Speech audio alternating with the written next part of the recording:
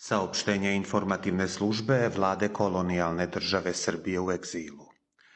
Na telefonskoj sednici Vlade Republike Srbije u egzilu na zajednički predlog ministara master pravnika Danijela Pintera, profesora doktora Simona Živanovića, akademika Daneta Simonovića, Zdravka Brozovića, Rajice Pajića i Svetlane Džajić, doneta je jednoglasno odluka o promeni imena Vlade u Vlada kolonije Srbije u egzilu.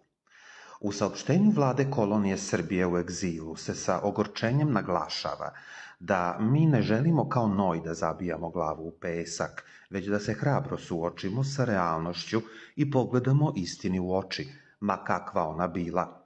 Odavno nismo država, čak i status kolonije pod znakom pitanja, više je provizorijum, protektorat. Inače, majka poluidiota i lažnog premijera izabranog na lažnom glasanju Miloša Vučevića poslala je u inbox na Facebooku Đorđa Višekrune uvredljive poruke koje objavljujemo i citiramo. Šta su tebi radili u detinjstvu kada si postao tako zao? Neodgovorno, proizvoljno i sramno napadaš moju ćerku i sina, na koje sam ja, a i otac ponosni, jer su postali pošteni, odgovorni i uspešni mladi porodični ljudi. Sram te bilo. Jedino verujem da to sve gleda onaj od gore i kad tad, ne zaboravi, će te stići jedina i prava Božja kazna. Piše u poruci Goca Vučević, upućenoj predsjedniku Vlade kolonijalne države Srbije u egzilu, Đorđu Višekruni.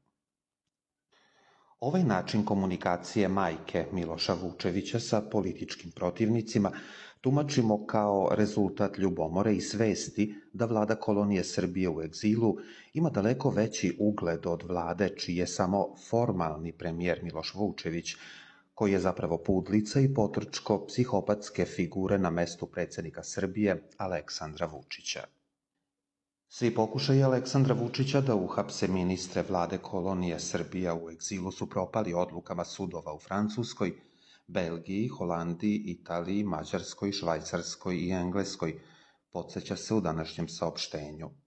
Vlada kolonije Srbija u egzilu poziva na opšti narodni ustanak protiv ekocida u Srbiji. Vlada kolonije Srbija u egzilu ostaje jedina institucija u Srbiji koja interese naroda stavlja ispred ličnih i partijskih interesa. Vladu kolonije Srbije u egzilu ne kontroliše ni jedna strana ambasada i mi pomažemo narodu Srbije finansijskim donacijama, dok Vučić i Vučević kradu i pljačkaju novac građana Srbije, zaključuje se u saopštenju.